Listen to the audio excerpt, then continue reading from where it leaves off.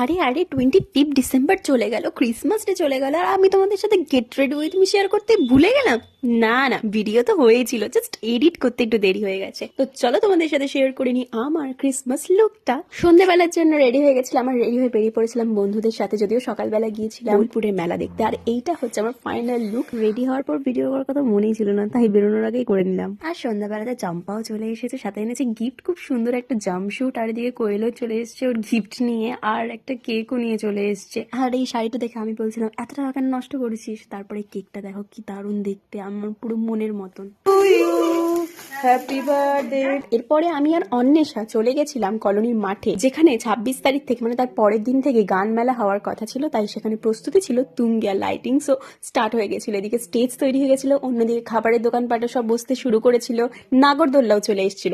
সেই সবগুলো তোমাদেরকে দেখাতে একটু দেরি হয়ে গেল, তার জন্য সরি। এরপর আমি আর অন্বেষা চলে গেছিলাম লাল গির্জাতে, যেটা এই বছরই 150 বছর পূর্ণ করেছে। বছরের এই একটা দিনে আমরা চার্চে যাই, একটু প্রেয়ারও করে নিই। আর দেখো কত সুন্দর বাইরে থেকে লাইটিংস দিয়ে সাজানো হয়েছিল, নতুন করে রঙও করা হয়েছিল দেওয়ালে। হ্যাঁ, আমরা হিন্দু তাও গির্জা যাই, কারণ আমরা সব ধর্মকেই সমান সম্মান দিই। ভেতরে অনেকগুলো সেলফি জোনও ছিল ছবি তোলার জন্য। 8:30 বেজে গেছিল, তাই এই গেটটা বন্ধ হয়ে গেছিল, তাও ভেতরটা ফাঁকা ছিল, তাই তোমাদেরকে সেটাই দেখিয়ে দিলাম। তো আজকের মতন টাটা, দেখা হচ্ছে নেক্সট ভিডিও।